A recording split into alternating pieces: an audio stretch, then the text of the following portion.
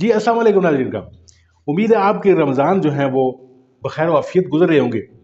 آپ رمضان کی فیوز و برکات جو ہے وہ کما کو سمیٹ رہے ہوں گے. اور دن بھر بھوکا رہنے کے بعد انسانی فطرت میں شامل ہے کہ انسان افطار کا انتظار کرتا ہے اور بڑی شدت سے یہ بھی کھانا ہے میں نے وہ بھی کھانا ہے، یعنی ایک پورے کا پورا ایک پلاننگ بنی ہوتی ہے دماغ میں. اور پھر اس پلاننگ کے حوالے سے رات جو آپ افطار کر رہے ہوتے ہیں تو وہ تمام کی تمام چیزیں آپ کے سامنے بڑی ہوتی ہیں. اسی طرح ہی سحری کا بھی انتظام کیا جاتا ہے کہ پورے کا پورا روزہ جو ہے آپ نے پورا دن گزارنا ہے اور اس کے لیے توانائی جو ہے وہ آپ کو فراہم ہوتی رہے. تو اس سلسلے میں کچھ بے اعتدالیاں ہو جاتی ہیں، جو بے اعتدالیاں خدا نخواستہ آپ کی صحت کے لیے نقصان دہ ثابت ہو رہی ہوتی ہیں. اور رمضان المبارک میں جو اکثر بے اعتدالی ہوتی ہے وہ ہوتی ہے بسیار خوری، یعنی بہت زیادہ کھا لینا. اور پھر کھانے کے بعد جو مسائل ہوتے ہیں ان میں ایسیڈیٹی، بلاٹنگ، گیس، قبض وغیرہ، یہ تمام کی تمام چیزیں آپ کو مشکل میں ڈال رہی ہوتی ہیں.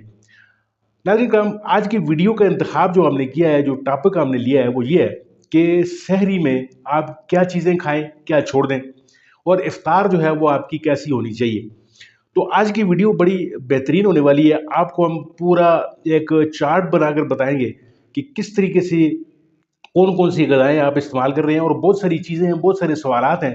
لوگ جو ہیں ان کے دماغ میں کافی سارے سوالات آتے ہیں کہ کون کون سی چیزیں کھانی چاہیے اور کون کون سی چیزیں نہیں کھانی چاہیے. تو آج کی ویڈیو میں ان تمام سوالات کے جواب دینے کی کوشش کریں گے. تو ہمارے ساتھ بنے رہیے ویڈیو میں.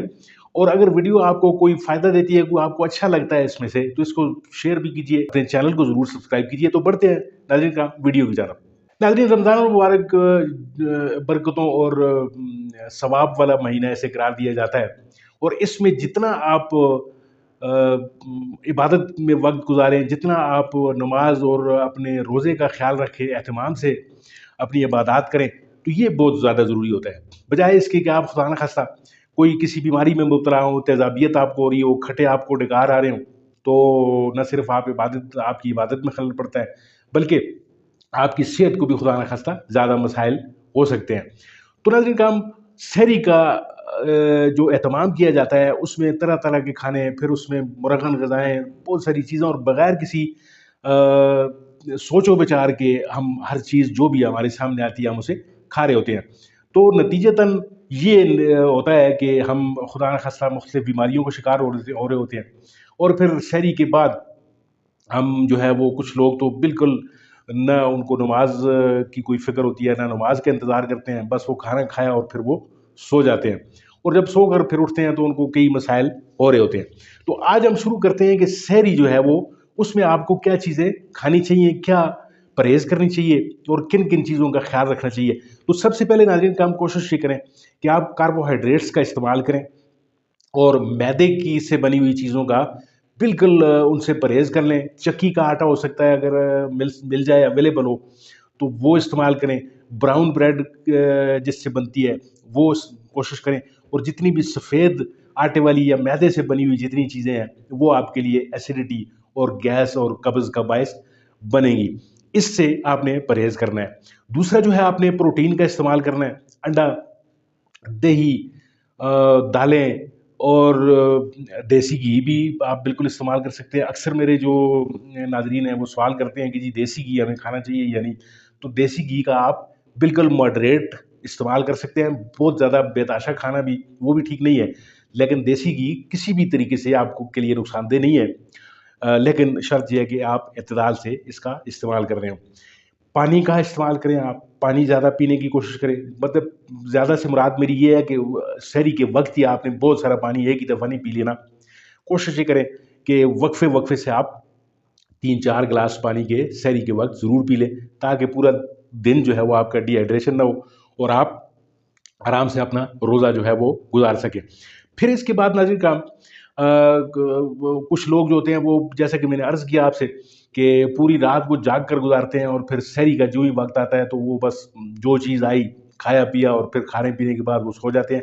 کوشش یہ کریں کہ جو رمضان المبارک کا یہ جو بابرکت مہینہ ہے اس میں جتنے عبادت آپ سے ہو سکتی ہے نماز پڑھیں. سحری کی نماز پڑھنے کے بعد پھر اگر آپ نے سونا بھی ہے تو کھانے کے کم از کم 2-3 گھنٹے بعد اگر آپ سونا چاہتے ہیں تو وہ بے شک آپ سو سکتے ہیں.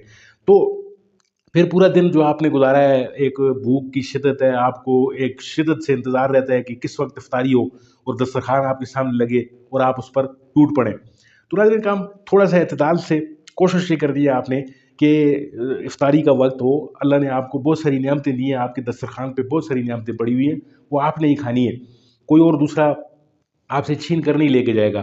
کوشش یہ کریں کہ آہستہ سے، آرام سے، حملہ آور نہ ہوں چیزوں پر۔ کھجور سے شروعات کریں، کھجور میں توانائی بھی ہوتی ہے، اور سنت طریقہ بھی یہی ہے کہ روزہ آپ کھجور سے افطار کریں۔ کھجور 2-3 دانے، اس سے زیادہ نہیں، کیونکہ یہ بہت زیادہ اس میں توانائی ہوتی ہے اور پھر یہ آپ کے لیے ایسیڈیٹی کا باعث بھی بن رہی ہوتی ہے۔ اس کے بعد آپ وہی جو ہے پروٹین کا استعمال کر سکتے ہیں۔ پروٹین میں آپ گوشت سے کے بنے ہوئے کھانے استعمال کر سکتے ہیں آپ، جن میں بالکل مرچیں مسالیں کم ڈالیں، پکوڑوں اور سموسوں کی بہتات نہیں ہونی چاہیے۔ تھوڑا بہت اگر آپ ٹیسٹ کے لیے استعمال کر سکتے ہیں، لیکن اس میں آپ نے سب کا سب جو ہے وہ آپ نے اسی وقت پیٹ میں نہیں ڈالنا، وقفے وقفے سے روزہ افطار کریں۔ کھجور سے ایک آدھ 2 پکوڑے لے لیں، کچھ چیزیں ایسی جو آپ لے کر آپ اپنا روزہ جو ہے وہ افطار کریں، پھر اس کے بعد نماز پڑھیں۔ نماز پڑھنے کے بعد آپ جو ہے وہ باقی کھانا جو ہے وہ آپ کا انتظار کر رہا ہوگا، پھر آپ آئیں، آرام سے بیٹھیں، بسم اللہ کریں، سب فیملی والوں کو ساتھ بٹھائیں، اور پھر آہستہ آہستہ اور چبا کر کھانا کھائیں، اور گوشت وغیرہ، دالیں، جو بھی آپ کو کے دسترخوان پر آپ کو اللہ نے دیا ہوا ہے تو وہ استعمال کریں۔ اور پھر پانی میں جو ہے وہ آپ نے لیمو پانی کا استعمال زیادہ کریں، تاکہ آپ کی جو ڈی ہائیڈریشن دن میں ہوئی ہے اس کا ازالہ ہو سکے۔ اور کوشش یہ کریں ناظرین کرام کہ اعتدال سے ہر چیز کا استعمال کیا جائے۔ بہت زیادہ اوور ایٹنگ جب آپ کر جاتے ہیں تو پھر آپ کے لیے مشکلات بن رہی ہوتی ہیں، اور پھر اللہ بھی ناراض ہوتا ہے کہ اوور ایٹنگ جو ہے وہ ویسے بھی اچھی بات نہیں ہے۔ اور آپ کے اڑوس پڑوس میں کئی ایسے بھی لوگ ہیں جو صرف پانی سے روزہ کھول رہے ہوتے ہیں، ان کا بھی بہت زیادہ خیال رکھیے۔ اپنے ارد گرد پڑوس میں افطاری ضرور بانٹیے، اور ایسے لوگوں کو کا پتہ کیجیے جو سفید پوش ہے، جو آپ سے تقاضا نہیں کرتے، لیکن ان کا خیال رکھنا آپ کا ضروری فرض بنتا ہے، کیونکہ رمضان بھی ہمیں یہی درس دیتا ہے، صبر کا درس دیتا ہے، اور ایثار اور قربانی کا درس دیتا ہے۔ امید ہے ناظرین کا آپ کو یہ ویڈیو پسند آئی ہوگی۔ اگر یہ آپ کو ویڈیو اچھی لگی ہے تو اس کو باقی روزہ داروں تک بھی شیئر کیجیے۔ ناظرین کا بہت بہت شکریہ ویڈیو دیکھنے کے لیے، امید ہے آپ کو یہ ویڈیو پسند آئے گی۔